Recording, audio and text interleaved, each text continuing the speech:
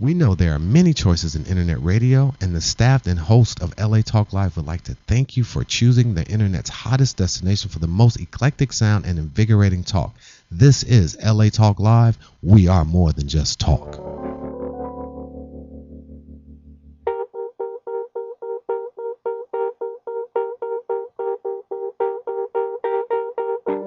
Birds flying high, you know how I feel.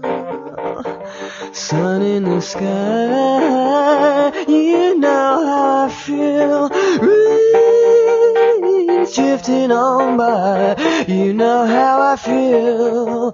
It's a new dawn, it's a new day, it's a new life for me, and I'm feeling good. Hello and welcome to La La Land on LA Talk Live. That's Dorothy Dillingham Blue. And she's right there. That's Brett Chapin. Thanks for joining us on La La Land. This is the only nationally broadcast show by Los Angeles artists about Los Angeles artists on episode 164. Is your mic not on yet? Can you not talk? I don't think so. Okay. I'll do a tap number while we're waiting. I could sing a song.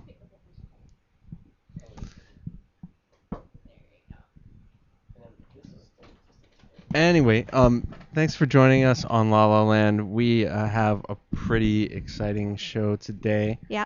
Nope, this one's still not. Oh, there you I are. am. I hear you. Ha-ha! Yeah. How about that? How's that? This is live radio, people. We love it. Yeah. All right. We're good? Yep. We're good? Good. All I'm right. good. Yes. I think we're good. Yeah. All right. Cool. So we have a pretty interesting show today. Yes, we do. Unfortunately, Kelsey Matthews is sick and had to call out, and we were able to replace Kelsey Matthews today with our guest Anton Troy. Yeah. Anton is that bringing your mic up now too? No. No, my. You're talking about my headphones? Yeah. Your headphones are good. My headphones are. It's a tiny bit. Just a tiny bit. Okay. Anton is one of the two actors involved in the situation at East Rep that happened recently. Mm-hmm. I'm not even going to go into the story. I'll let Not yet. Anton do Right. all that. But we're going to be coming up talking to him very soon. Yep. If you have any questions, make sure to give us a call at 323-473-3100. Mm-hmm. And you had quite an interesting callback this weekend, Dorothy. I did.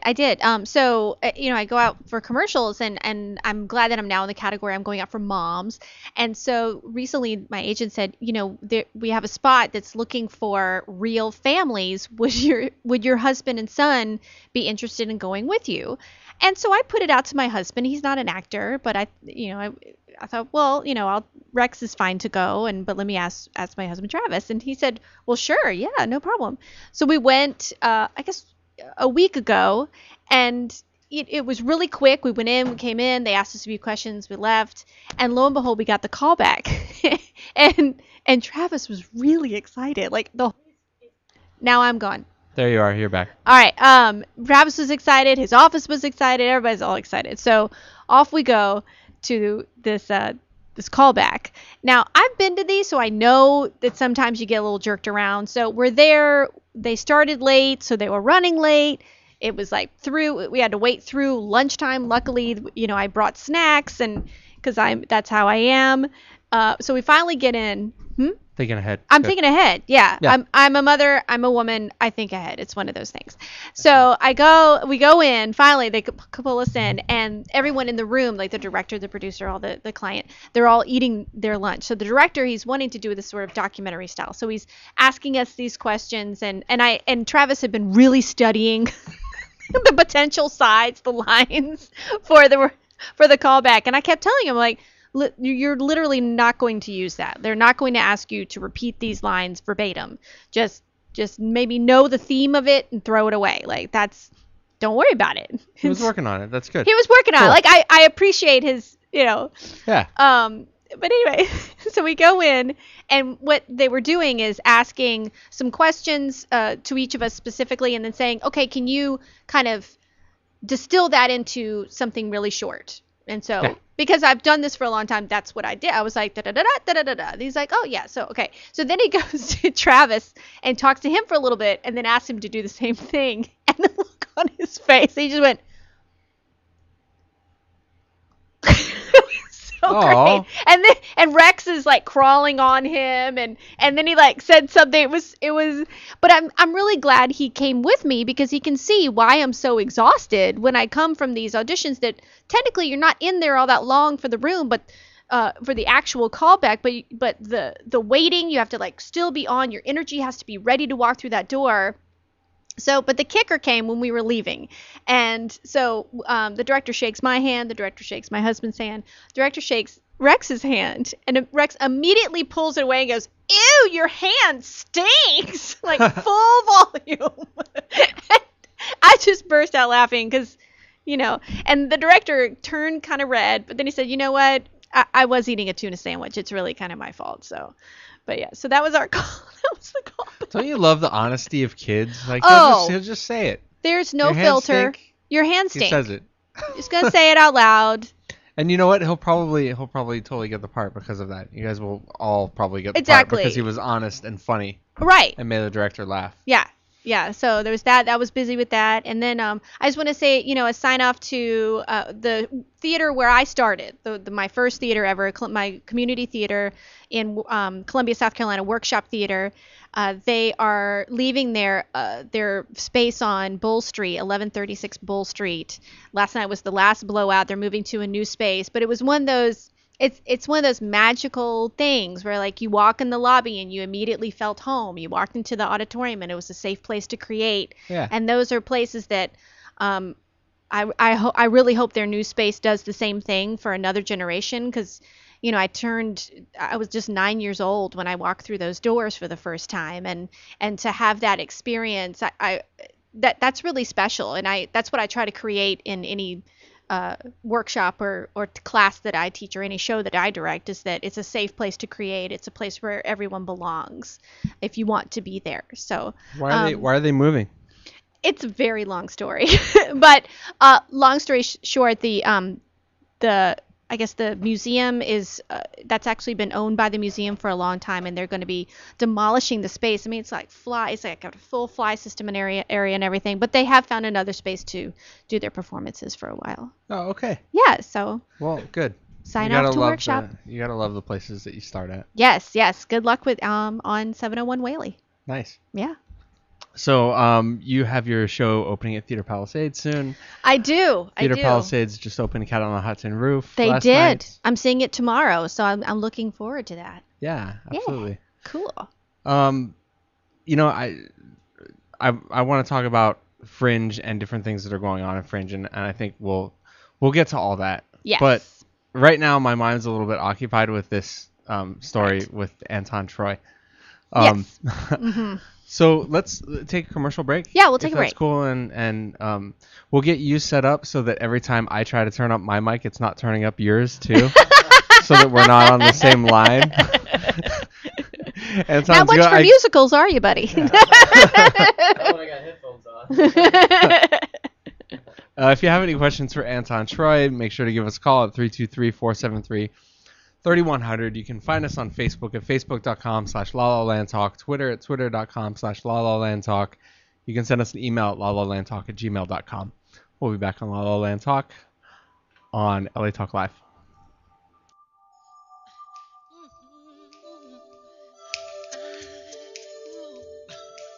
I'm gonna make a change for once in my life. It's gonna feel real good. Gonna make a difference. Gonna make it right. As I turn up the collar on my favorite winter coat, this wind is blowing my mind. I see the kids in the street with not enough to eat. Who am I to be blind, pretending not to see their need?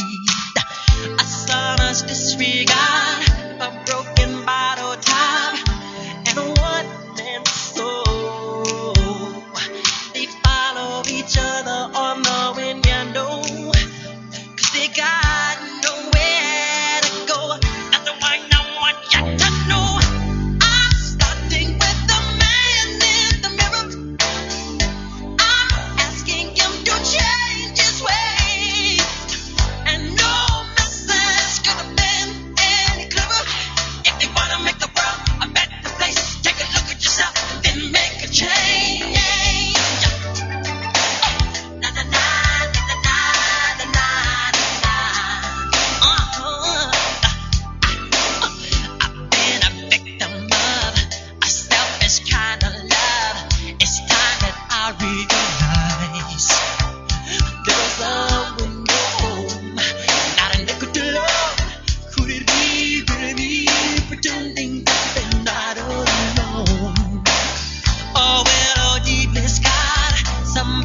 broken heart and a washed out dream.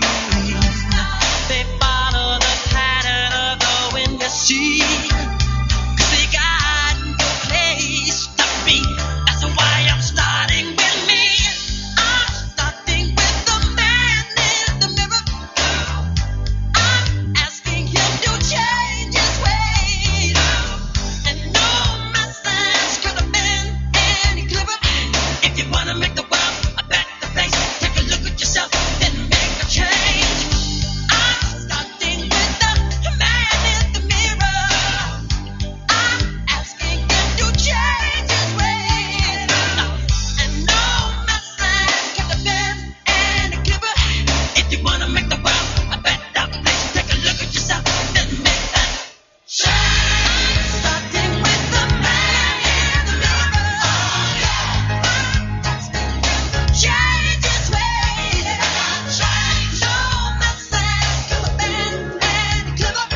If you wanna make the world a better place, take a look at yourself and then make the change. You gotta get it right while you got the time. Now you close your heart, then you close your mind. That man, that with that man, that man, that man, that man, that man, that man, you know, that man, to the man.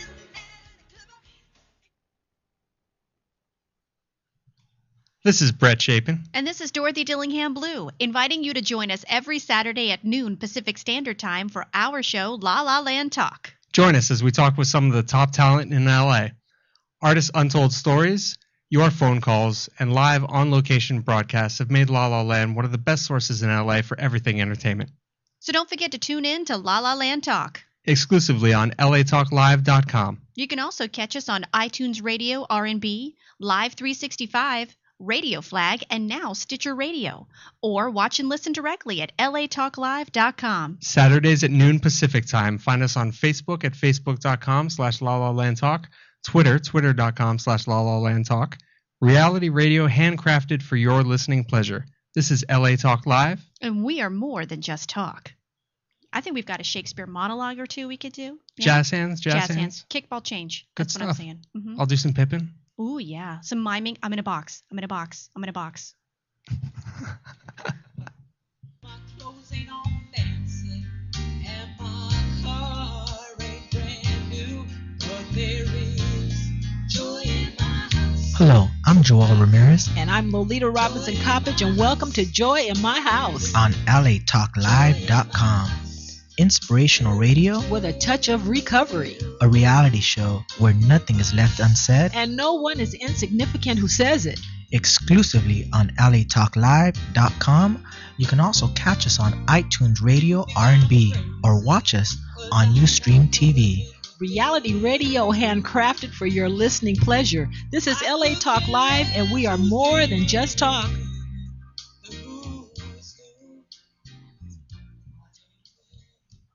Hi, this is John McClure Jr., aka Simply John, and I would like to invite you to join us on gospelrhythms.com every Sunday at 4 p.m. Pacific Standard Time, 7 p.m. Eastern Standard Time for our show gospelrhythms.com Talk Live Radio. Join us as we celebrate Christians around the world in all genres of entertainment, as well as highlight interest stories on men and women who are making a difference and impacting their community. So don't forget to tune in to gospelrhythms.com on LA Talk Live. And we're more than just talk. Remember, it's a heaven's party here on earth. So live life. Love God.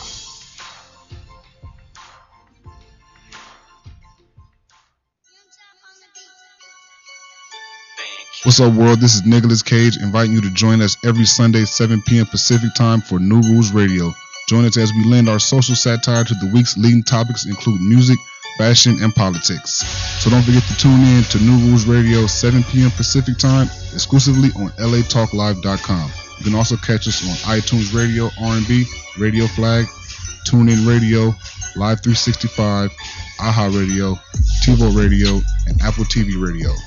Or just watch and listen directly at latalklive.com. Reality radio handcrafted for your listening and viewing pleasure. This is LA Talk Live, and we are more than just talk.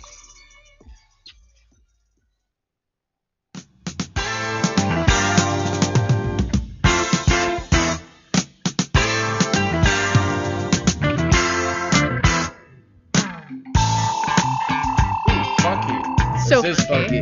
We're so funky. Welcome back to La La Land on LA Talk Live. That's Dorothy Dillingham Blue. I'm Brett Chapin. And we're here with actor Anton Troy. Hi, Anton. Hey, how you doing, guys? Welcome. Hey. Thanks for joining us. Studio audience. Yes. And thank you, by the way, for having me, and also, all your listeners. I really appreciate you taking the time to listen to me. So. Absolutely. Well, you've been a very popular guest already, even before coming on the show. Well, that's nice. Yeah, we got a lot of listeners that were very interested in hearing from you. Mm-hmm. And if you don't know the thing at the group rep, and I'll let Anton tell it from the beginning, but we have been noticing that there's been a lot of stories in the media that are very conflicting. Right. And from second and third party sources and things like that.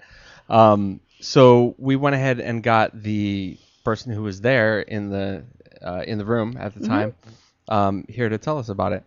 We got an email from Michael Steele over at Boston Court this morning, basically saying that I just want to read it real quick. Sure. Hi, Brett. Making sure you've seen this post prior to your conversation with Mr. Troy today. I believe that the media isn't looking at both sides of this story. The post below quotes opposing accounts from people who were in the audience at that performance, as well as others who have worked at Rep East. In my opinion, balanced reporting is crucial when telling this story. So we agree with that. We agree with that 100%. And rest assured, we will be balanced in this story. Anton Troy, again, thank you for joining us. Can you tell our listeners who don't know what in the world we're talking about a little bit about the incident last Saturday night? Well, it's been crazy because, like you said, it's really blown up over the last week. Would you like me to start from the beginning? Yes. Yes, please. Mm-hmm. Well, I play Brick, the lead in Cat on a Hot Tin Roof. Was doing a production out in Newhall, which is like Santa Clarita, technically. I mean, it's really kind of a crazy thing. I have pretty much just showed up every week to do my job. I am very much an actor that's about process. So I consider myself a professional in that aspect. I mean, it's about the work for me. I'm not really interested in the BS that goes with that and the politics and sort of thing. So with that being said, I came to, I think, what was it? It was a Saturday night, I believe, to work that night to do my thing. And, I have a prep that I do anytime I do any kind of production. I kind of like, go into my Zen mode under headphones. I do a lot of different acting techniques. One of the ones I've been playing with recently that John and I both do, we're part of a Meisner group together. And, like load up my condition and things like that when I'm in the room. And John's the actor playing Big Daddy. Yes, John Lacey. John Lacey's the actor playing Big Daddy. So anyway, I just, came and like I said, I really don't like to talk too many people and stuff before I'm going to go do my thing, especially in a Tennessee Williams play. It's not easy material to do to begin with. There's a lot of themes. It's very multifaceted. So I kind of just came to do my thing. It really started out being a tough night. As silly as it sounds, I have fake sweat in a bottle that I put on me so I look like I'm out there and I'm all like, ready to come on the stage with my crutch and my costume, which consists of a towel. And I wake up on the lounge, and it started out with my spray bottle not working, which is really fun. We're sitting in here, and John is trying to help spray me, and he's like, and it's just for 5 minutes, and the stage manager's like, come on, hurry up, we gotta get out of here. God. So one of those performances. It started out like that. It was a snowball after that. It was just like one thing after the next went wrong. And long story short, as you know, it ended up being a very I'd say infamous night. Would be it's past famous now. It's become infamous. It's now legend, I think, is what's happened. You guys are international now. We're international now. In short, and then I'll get into the details, what happened is there was a heckler in the audience. It started in the first act with booing and things like that, and catcalls and whistles to the female lead who plays Maggie, played by Emily Lowe. And Big Daddy's not in the first act. Well, he is in the first act for the party, but he's in the end of it. And then anybody that knows this play very well, the second act, that's when Big Daddy and Brick have their whole the thing about Skipper and what happened, and it's very intimate. You could hear a pin drop most shows, I would say. And I got heckled for, well, I should say booed would be more accurate, the first half of the show. And then I went in during the intermission and was pretty upset about it. Pretty much from the standpoint, because it's like I said, it's hard material to do, and I do consider myself a professional, and it seemed very directed. Every time I came out on stage, I was getting a boo by this guy. And then during the intermission, I was upset. I went up to John. I said to him, this guy's booing me like the whole first act. And he said, you know what, Anton? He's very collected about it. He said, he's not booing you, he's booing the character. Just use it in the work. I was like, you know what? You're right. So I was a little upset, but I sat down. I kind of banged my hands on the top of the dressing room table for a while. Went back under my headphones, and I like to listen to classical and things like that. When I'm doing brick, it depends on the character. Yeah. So I just kind of did that, and I let it go. I just sat there and I just let it go. I said, you know what? I'm not going to let this guy get to me. I'm just going to go through. Maybe it'll change in the second act.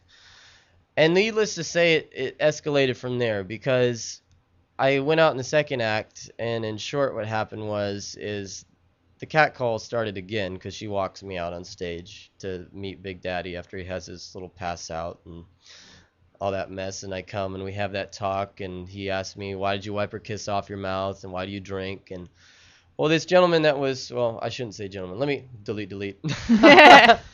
The man that was in the front row, I think he was probably like 3 rows back or something. I was trying to figure out who it was in the first act. I have a couple moments where I walk out and I got my little spotlight, and I'm like trying to maintain character and see where the heck it's coming from. Who's that guy? Yeah, who is that guy that's driving me nuts? And he started to boo John, and then it progressed from there. It just progressively got worse. And then after, I think the first time what happened was I wiped my kiss off, that Maggie gives me, and then Big Daddy says, well, what'd you do that for? And the guy yells, 'cause he's a fag. Really obnoxious. Not even like haha, like really obnoxious. Just, not nice. And John and I rolled with it, even at that point. Stayed very professional. Didn't even faze us. We just kind of went like, okay. And then I heard the audience kind of go like, and at that point, I think people were starting to be kind of like, shut up already. Like, come on, really? And the tension was progressively rising. And then what happened was I get up to the bar after Maggie leaves, and it's the part where I get into the whole click thing, like why I drink. And he asked me, why do you drink? And then the guy said it again, very obnoxiously. And John, at that point, broke the fourth wall.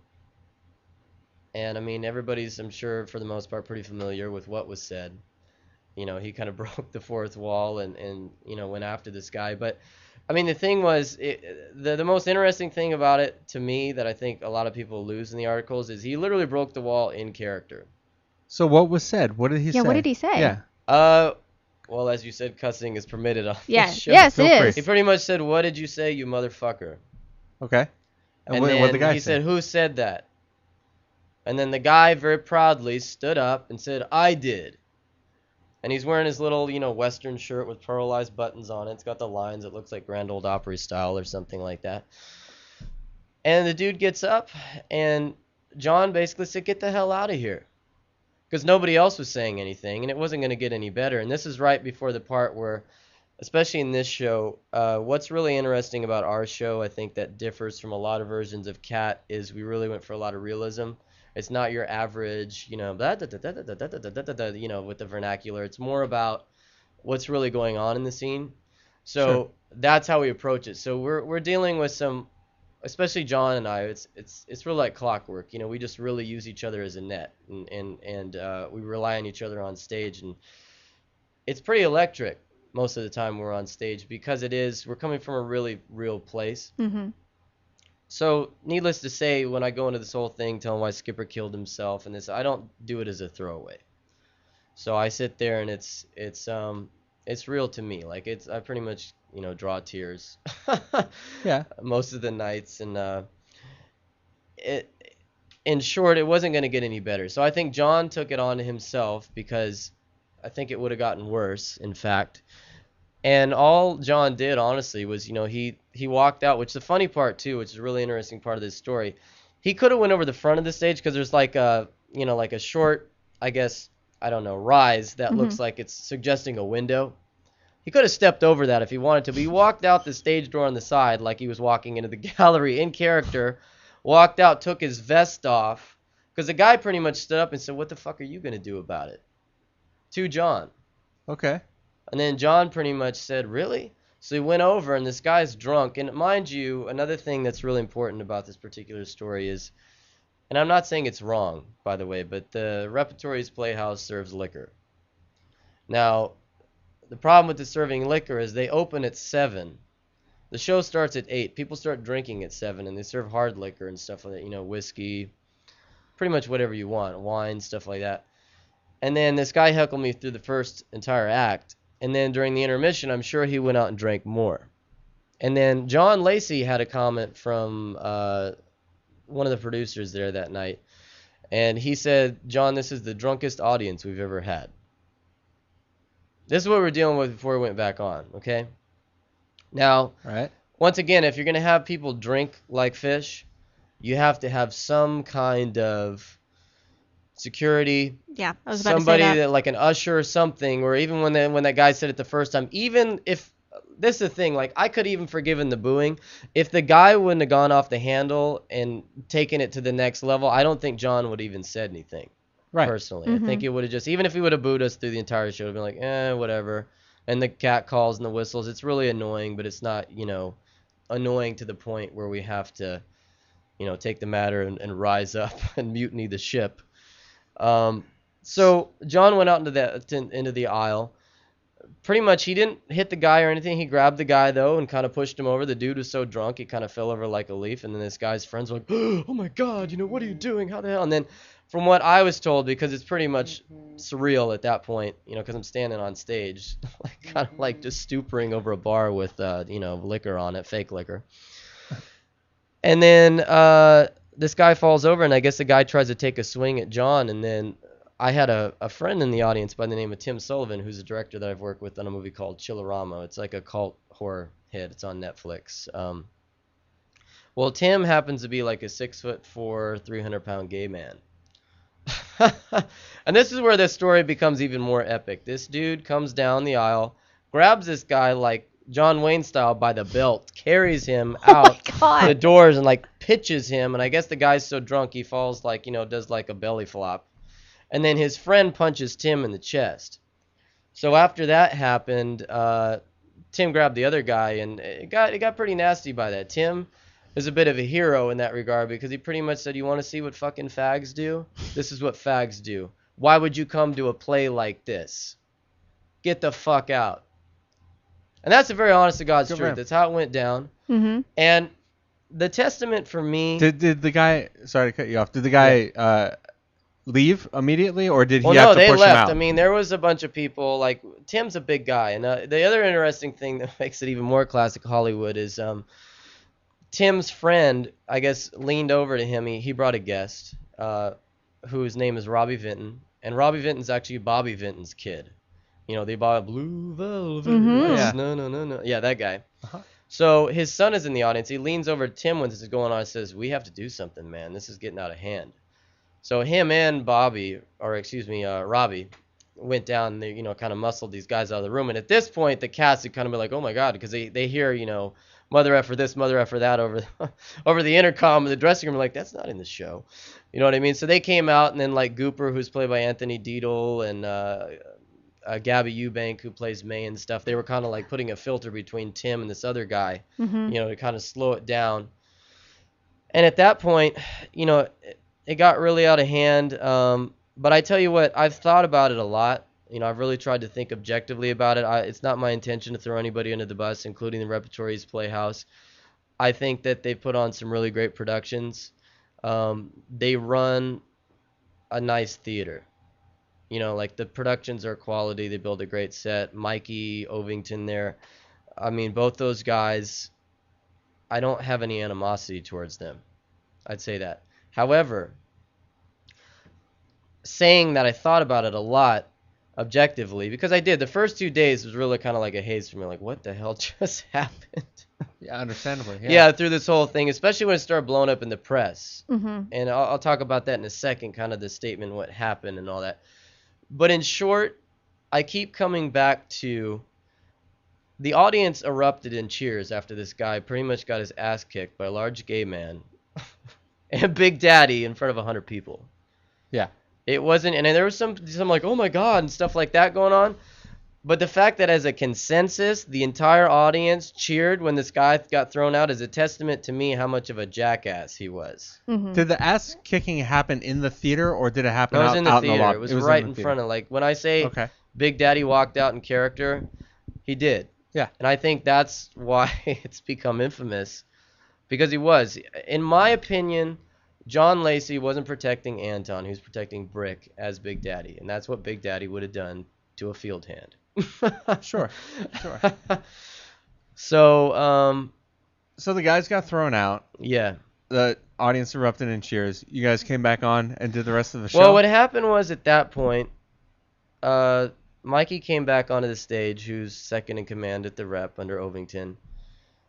And like I said, I like Mikey. But he came onto the stage, and it was kind of this mousy effort of, oh, you know, the police are coming, everybody just remain calm. And it was kind of redundant at this point, right? So he left, he went out, they got rid of the guys. I don't know what happened. That's one thing that's a big question for me. I literally don't know what happened once those dudes left out the door. I don't know if they just took off.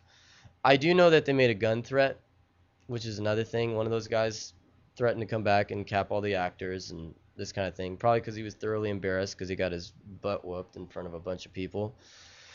But John went back on stage and he said, hey guys, put his hands up.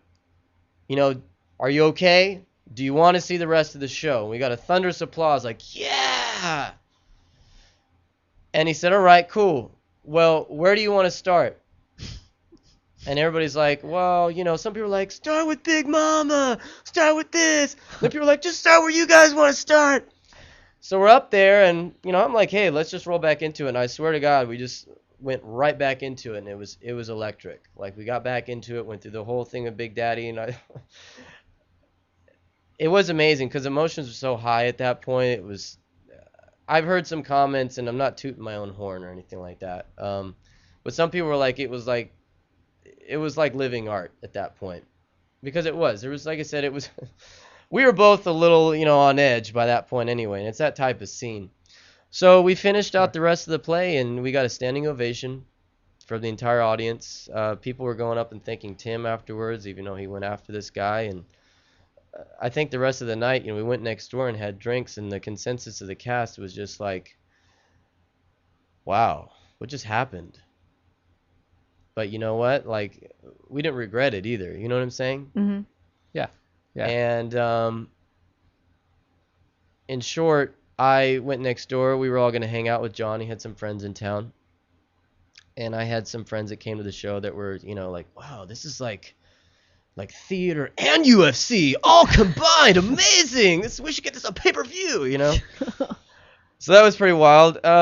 And then we were going to go out there, and I heard through the grapevine, I was about to go meet him, that they said, well, I think the plans may have changed. I said, what do you mean? Because we're going to meet John somewhere. I said, well, he was just fired. I said, wait a second. He was just fired? So I walked out, and Ovington's standing out there with Mikey and some other people from the theater, and Emily's standing out there who plays Maggie, and I had a friend with me, and I said, whoa, hey, wait a second. I heard that John was fired. And then, not to throw Owen under the bus, because, like I said, that's not my intention, but he kind of started to whine to me about, well, you know, he just, you know, has put this whole theater in jeopardy, and now we've got a death threat, and this and that. And, you know, it was kind of like very self-serving. It felt like it wasn't any like, oh, you guys had to go through that. I'm sorry there was nobody around. You know, it just seemed like it was all about him. And I didn't witness that part, the actual interaction between them, but from what I've been told and how I understand it, it went something like John went over to shake his hand and be like, you know, that was a really crazy night. And then he started to kind of, you know, just go off on him. And then, you know, there's some stuff said, and he pretty much told him to F himself. And, you know, John was like, are you serious? And he said, you know, it kind of escalated, and he said, you're fired. And he's like, really? You're going to fire me? And then it just went separate ways. And, you know, I will say another thing that's relevant is even after all that happened, nobody. I feel like John especially didn't go off half-cocked afterwards because we all went to his house afterwards. And John was going to make a post on Facebook, because he's that kind of guy. He likes to, kind of blog and write. And, he's a very intelligent man. And John, just as a man, from my experience from his, has a lot of integrity. Like, he's very even-keeled for the most part. And I feel like that way about myself. I generally try to think out things, I can be impulsive, but I like to think stuff out. I don't like to, just go off half-cocked most of the time. And we went to his house, and he was going to write this post, and we basically said, you know what? He's like, should I sleep on it before I post it? And I said, you know what? Yeah, why don't you sleep on it? And Anthony was there, who plays Gooper, and we're like, yeah, go ahead and sleep on it. And then he was kind of conversing with Mikey over Facebook at that time, and they were kind of talking about it, and some gossip that way. And he even told Mikey, he's like, try to make it right. Because I feel like this whole thing, even despite the heckling and all that stuff, would have blown over a lot differently if John wasn't fired. Oh, I definitely agree with that. But when he got fired, it probably would have just went by the wayside. Oh, this happened. But the next day when he made his statement, we didn't know it was going to blow up like it did. He's got a lot of friends in Hollywood that obviously respect him. That's why, you can go on his Facebook, you see just comments after comments. John has integrity, this and that. I can't believe it. I'm going to boycott this theater, blah, blah, blah. That's how I found out about it, was through a respected actor friend of mine. That's from him. Yeah. Is how I first heard about this. Well, I pretty much posted, and I did the same thing. I really took some time to think about it because I told him the night before, I said, if you're not in the show, I'm not doing the show. Because Ovington texted me that morning and said, hey, like a group text, if I find a new actor, are you going to be okay with that? And I said, absolutely not. So, because we have a rapport together, I respect him. And number one, he took a bullet for me on stage, I feel like. So who am I to go ahead and, oh, yeah, sure, screw him. So I got on Facebook and, I kind of meditated on it for a while. And I said, what is my higher self telling me to do? Mm-hmm. What's a greater good? Because I didn't want to come from an emotional place. So when I made that post, I said how I felt about it. I said, no John Lacey, no Anton Troy. And I don't support a theater that doesn't support their actors, and especially is going to allow some homophobe to yeah at me, the entire show and just expect me to take it and treat me like I did something wrong. And punish someone who tried to keep that from happening to you. Yeah, and then give me a lecture. And on top of that, as just another thing I want people to know is, we volunteer our time for these shows. John and I especially are professionals. We've got credits and things like that. John especially has been doing it a long time. And everybody in the show. We spend a lot of time together. We don't get paid for rehearsals. I think we make $9 a show to do it. But the difference is we love what we do. And it's a great friggin' piece of work. It's Tennessee Williams. And that was another thing. I said there's a bigger issue here because I have a lot of friends that are gay. My mom's brother died of AIDS in the 80s. And I wasn't going to sit there in a Tennessee Williams play and let somebody be fired over some homophobe sitting in the audience. I wasn't going to do it. Mm-hmm. Where was your stage manager? Because normally this is something a stage manager would take care of. Or a producer. Or a house manager. Yeah. The stage manager runs the booth. It's a small theater, though. It sits 81 people. Mm-hmm. But the thing is, the booth window, it's like a proscenium-type stage. It's like a big-ass rectangle. She sits at the top. She kind of looks down. She can hear everything that's going on. Mm-hmm. The thing is, where I really feel like the ball was dropped on the reps end is, number one, if you're going to serve alcohol, like I said, you have to have some kind of usher or security or something like that. I think that's the rep's biggest mistake that they need to learn out of this. That's the biggest thing. Even if she's in the booth, like I read comments about, some people are like, well, they should have been informed about it and this and that. And like even, I've seen some people like their official statement was, if we would have known sooner, what am I supposed to send you an email on stage or something? Like what am I going to fishbowl up here? Was she not able to hear the guy? No, I mean, because she has to hear everything because she runs the cues. She's got her There's a headphones window on. that's Okay. open up there. So honestly, in all reality, she should have left the booth when she heard the first F-bomb drop. That Did she doesn't hear rhyme it? with truck, by the way. Did she hear it? I mean, I'm sure. I don't know. I can't answer that for her, but I would assume. Yeah. Because it was pretty obnoxiously loud. Okay. she should either stop the show, or even if, when she heard John go off, she should have came up and be like, hey, whoa, guys, whoa, hey, hold on a second. Let's stop. Just relax. Right. That's how I think it should have went down, personally. But the fact that it got to that point before Mikey even came in to where the police are coming, it's like, what is he, dialing the phone in there? I mean, what's going on in here? He's like surfing Facebook? What's going on? So that's the biggest mistake I think that happened during the event of itself. I'm not saying that the way it couldn't have been handled better, because ideally, in an ideal universe, I would have rather not had the guy be there to begin with, the heckler. But what really I think screwed up the entire situation is I feel like at the end when John got fired, it's because it came from a place of ego. I think it was more about controlling the situation and an alpha male thing than it was about doing what was right for the show. Because another thing too, I mean, I think we were pretty much sold out every week. We'd sell it like a week in advance. Yeah. And I had a lot of people, they're friends of mine and Lacey's that, are very established in LA, that were driving all the way out to see it and stuff like that. And, they pretty much, I'm sure, lost money on the show because they closed the last 2 weekends and like an extra show that Sunday. So what are you going to do? I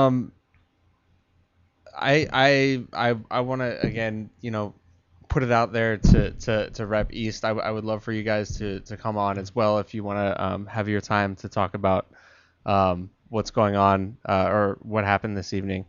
You guys are welcome to come on as well. We want to be balanced. You want to read this? Okay. So we got another tweet from Michael Seal at Boston Court. There is a lot of speculation from this guest, a lot of assuming going on. I don't agree with that, and I would tell your guest that because I was standing on the stage. And another thing, too, that I can tell you that I don't appreciate is a lot of people, other cast members and things that came out and didn't support us, which I was very surprised about, were not on the stage when it happened. Right. So you're going to tell me that I play Brick, I'm standing on the stage with Big Daddy, and I didn't see it. You know what I'm saying? If anybody had a front row seat, it was me. I wish you would call in Michael Seal, because I don't know exactly what specifically he's referring to with the speculation. But only time I heard you say assume was in regards to the only thing I didn't stage manager would or would not record hear something. Was they did not see the confrontation between which is Ovington, and John at the end when he got fired. I wasn't standing there for that. I don't know what happened when the guy got escorted out. Yes, but we haven't heard anything from that guy. I don't know what happened to the guy either. I'm assuming that'll come out at some point. So there was an article that came out in Bitter Lemons too. I don't know if you saw it talking about. Yeah, I did. I saw the Bitter Lemons article. It was pretty good. Yeah. And he was saying that it's maybe understandable for John to have been fired if the guy threatened a lawsuit. Right. But then somebody else, article that you sent me, brought up the point that this would never stand up in court in a lawsuit because the guy was drunk. Yeah, right. It never would stand up. Yeah. And that's what Tim has basically argued, is he said, I pretty much, why as a patron did I have to take it on myself to play bouncer that night? And I did what any bouncer would have done at any bar. Exactly. I read his post as well, Tim Sullivan's. Yeah. So what let's talk about the good, the positivity that's come out of this. Let's find the flip. Well, it's like I said, and to clarify too, I had mixed feelings about how everything went down the first couple of days. Not with my stance with John, but just because, I've worked with all these people a long time, and especially as the cast was a bit divided. Yes. There was stuff going on with that. There was some stuff said even about me that was like, wow, that one was interesting. Didn't see that one coming. They talked about your jail time. Something. There was no jail time, by the way. Don't speculate. Watch your sarcasm there, JP. Yeah. No, I had mixed feelings about it because, like I said, I do know everybody at the theater. It's a small theater. Another thing I'd like to say, some people are like, oh, they should close the theater and this and that. The thing is, fans did crucify them. And that didn't have anything to do with me. People came up with their own opinions as things came out. They got angry because of the subject matter and, what it veils under, especially Tennessee Williams. There's a lot of people passionate about that. There's a lot of reasons I feel like the story has been popular, and it's inspired a lot of people as well. However, I don't think, throwing, more negativity where you're closing an art venue down and stuff like that is necessarily the answer too. I know that they had to take down their Facebook page. I heard, because I'm assuming they just got so many, complaints, emails, phone calls, that sort of thing. I've had friends that were there. I had a friend actually that was there with me that I think did see everything go down with John, and he asked the guy there, and John was like, "Hey, did I do such and so?" He was like, "No." So I don't know. I had mixed feelings about it initially just because of my relationships with some of the people at the theater. I don't want to see them suffer from this necessarily. But what I had to do for my own integrity was support, number one, my friend, and I didn't agree with how it went down. I just didn't. My mom's been a professional entertainer. I come from a family of entertainers. My grandfather was a very well-known stuntman. Started out doubling Jimmy Cagney. My aunt was a stunt woman in the business. Mom was a professional entertainer. So like I said, I grew up around that professionalism, but also I know like the importance of ushers and things like that. And I don't agree when a house leaves you to the wolves like that, and then they don't stand by you and try to push it back on you like it's your fault. That's absolutely wrong. Because even like I was just talking about being a workshop theater, and that's what I found very odd when I got out to Los Angeles, is especially going to theater and noticing at many places there wasn't a house manager. There was a basket of programs. There wasn't really an usher. The box office ripped your tickets. It did feel very Wild Westish, the kind of anything could happen.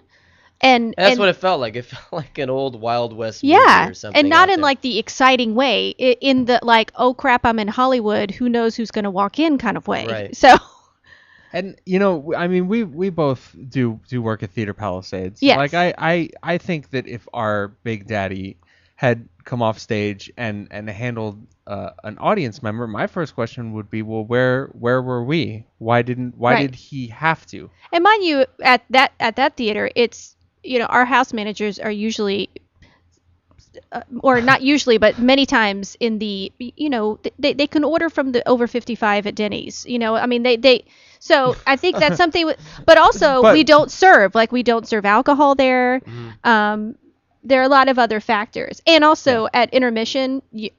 Please. Well, I feel Sidney like the Wright alcohol Banks is would for have yanked his profit butt out of there, as well. and Oh, you yeah. know that. Yeah. And you know that. We have certain people that would have taken care of it, I think. Oh, yeah. And I think you need that. Whether You do. drunk or not. Drunk or not.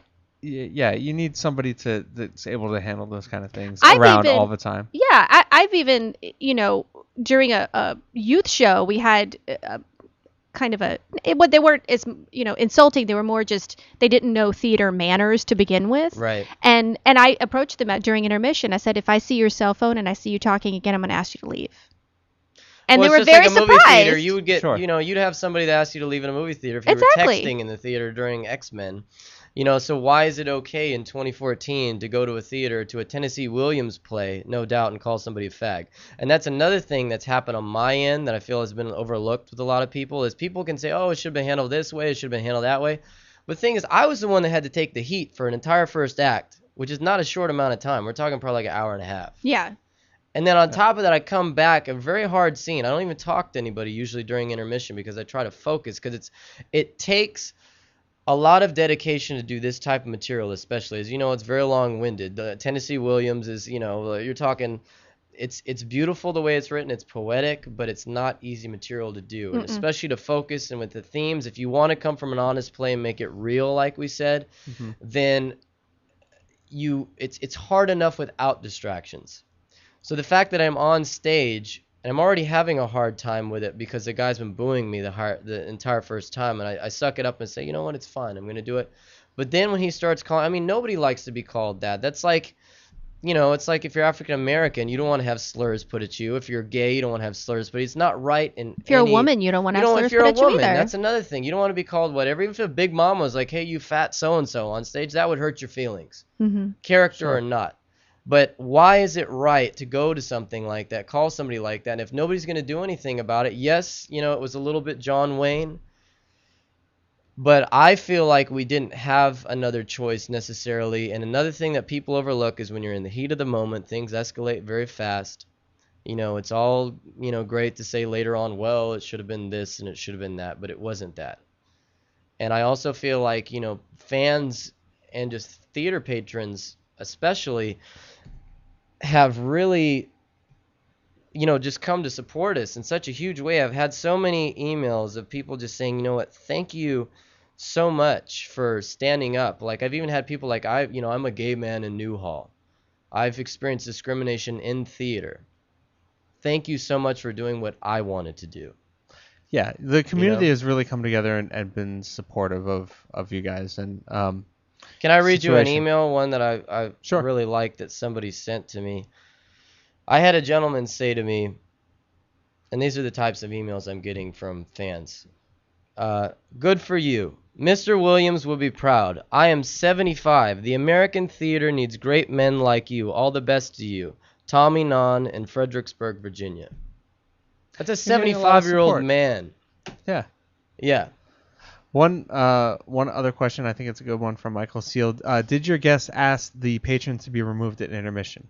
We did have somebody come in. I did mention the booing. It didn't escalate to the point of, calling me the F word and stuff at that point. Mm-hmm.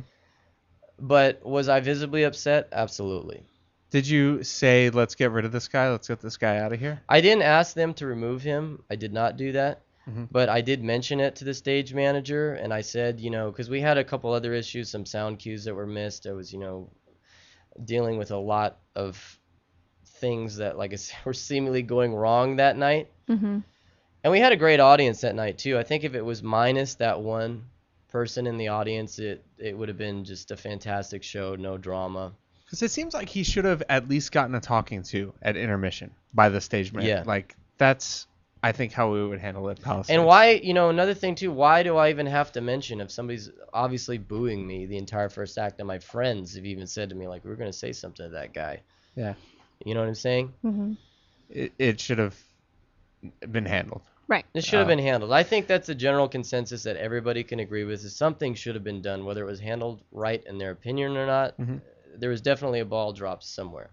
Right. I really do want to. I am kind of curious as to Reppy's side, and I wish you guys would contact us and come us on the show as well. I agree. I would like to hear from their perspective, and why such drastic action was taken so quickly. Mm-hmm. Because I think you're right. I think if John hadn't been fired, this thing wouldn't have blown up the way it has. I think it would have been fine if and I don't think anybody, at least that I'm close to in the cast, is a type to hold a grudge.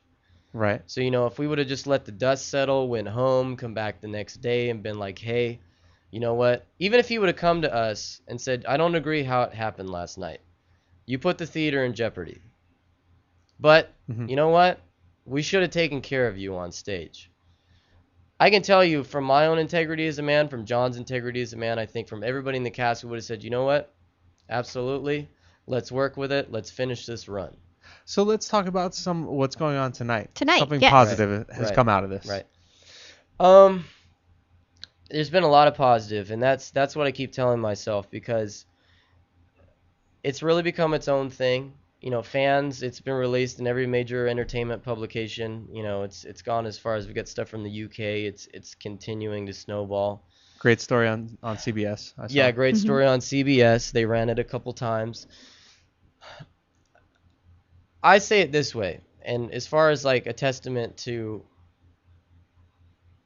whether we're worthy of being supported, is Tim Robbins, who's a very well-respected actor, reached out to us through a friend of his, which I believe is a friend of John's, Brian Finney, who's a very well-respected actor. Brian and John have known each other a long time, and they know each other's work ethic. He reached out to Brian, initially, and said, hey, John, you know what? I've been following what's happening. Is there anything we could do? Could the Actors Gang support you guys? We'll give you the theater one night. Let me pitch it to Tim. He pitched it to Tim Robbins. Tim Robbins said, absolutely. I met with Tim Robbins a couple nights ago. Got to hang out with him. Very nice man. And, even the cast, I hate to say, some people like, oh, they're taking their 15 minutes of fame, this and that. I really feel like it came from my integrity, what I did. When I did write that post, I took a stand for my friend. I took a stand for a social issue that was important to me. And I also took a stand for Tennessee Williams because I feel like he rolled over in his grave, very honestly. So, I don't hold any malice towards anybody, but, the fact that Tim Robbins stepped up to the plate and coming present, full circle here, has volunteered to give us his theater tonight, this Saturday, to do a reprise of our roles. And unfortunately, we don't have the entire original cast. We have, I think, 3 or 4 people. They've even, filled in with some of their own actors. They put this thing together, and then, we started to work together, and I've worked with the No Hate campaign in the past when I did Chillerama, because I played sort of like this cheesy beach musical where I sang and danced, and I was a gay werewolf. I know, it's really interesting. But I would see that. Yeah, it was supposed to be like a grindhouse film type thing, like the drive-in movies. So it was Adam Rifkin, Tim Sullivan, Adam Green, and Joe Lynch. They all get different segments. But I did some stuff for the No Hate campaign back then, like a public service announcement, things like that. We went to them, and I said, you know what can we do to take these lemons and make them into organic lemonade and really bring something positive out of this? Because people want something to come out of this, as much as you can get caught up into the catty, like, Maggie, why are you so catty? The cattier aspects of this, people I really think that's why they're so fired up, because it is important to them. It's an important social issue. And when I approached No Hate, I said, look, you guys are the perfect people to team on something like this, because you do such fantastic work. How can we work together to really get the word out? But how can we also make this more of an awareness? Because I really feel like the original issue that this thing whole started from is less important than what the overall social issue is now. Yeah. And it's become that, and I think that's why people have latched onto it so dearly. So we're donating the majority of the proceeds above any cost we have, like costumes, things like that, to the No Hate campaign tonight. Even people that can't make it to the show have been donating on their website. It's been really positive. We sold it out before it even got released to No Hate on their own social media. It sold out, I think, in like an hour. And that's at the Ivy Substation. Yeah, the space. Actors Gang in Culver City. Mm-hmm. And at this point, we really want to give the fans what they want. Whatever that means. Nobody's trying to, kick a dead horse here. We're not trying to, milk this for everything that it has as far as what happened. I don't hold any animosity towards the rep. I wish them the absolute best. I just stood up for what I felt was right, and I'm going to continue that. Like John said, he stood up to bullies his entire life. He wasn't going to stop now. And let's, and if I had an ambition, I want to have a great show tonight. I want to entertain some people. I'm about the work. That's what's important to me. And I hope that it helps somebody. I hope there's a kid out and, even in LA or the middle of America that heard about this. And, maybe he's afraid to come out of the closet or anything else. I hope that it inspired him to feel more comfortable in his own skin.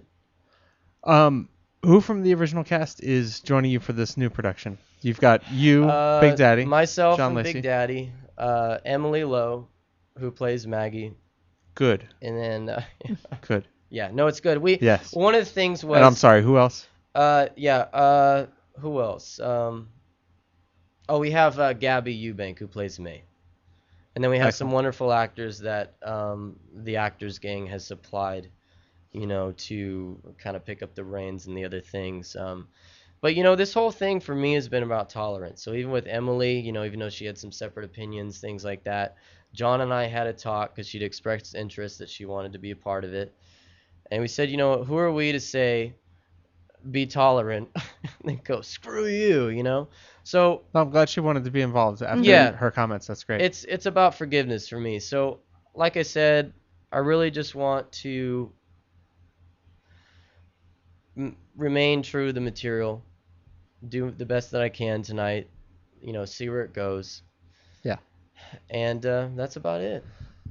Well, I'm glad something positive came out of it. Me too. Me glad too. the money's going to a good cause, and wish you guys many broken legs tonight. Yes. Have Well, I great have a broken performance. ankle at the very least. Right. That's true. Right. And to find out more about Anton, you can follow him on Twitter at Anton_Troy or on his website at AntonTroy.com. Or Facebook at official Anton Troy. Yeah, I think it's Anton Troy Official or something like that. So if you go on Facebook, type my name, I'll pop up. Cool. Well, there it is. There it is. There you have it.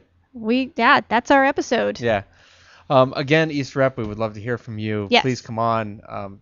Tell us your side if that's something that you're interested in. Mm-hmm. And if not, we understand that as well. Next week. Hey. Next week. Next week on the show. We are going to be joining us. This is the part where I stretch while I wait for my phone. Oh. Okay. Mine might come up faster. So we're going to have a member of the LA Stage Alliance Rules Committee, Chil Kong, joining us. He's going to talk to us about everything that he has going on, including Directors Lab West. Oh, yeah. Yes. That's pretty cool. I think they just finished up with that. Right. So we'll get to hear about that as well. And then Stella Adler's very first biographer ever, Mm-hmm. That's cool. Sheila Ochoa, is going to be joining us, Nice. talking about Stella Adler biography that just came out. Looking forward to that. Yeah, we might have a copy or two to give away to our callers. Ooh. Yes, and we have tickets too for next week for Fancy. Fancy is coming back to the Hollywood Fringe Festival. Fancy is so fun. Oh, my Lord. Yes. Mm. It's not the same show. It's a different No, but that's okay. one woman show, but yeah, can't wait to Yeah. see it. So we got tickets for our callers for that for next week. Make sure you call in. Yes. Until then, it's Dorothy Dillingham Blue. And there's Brett Chapin. This is La La Land on LA Talk Live, and we'll see you at the top.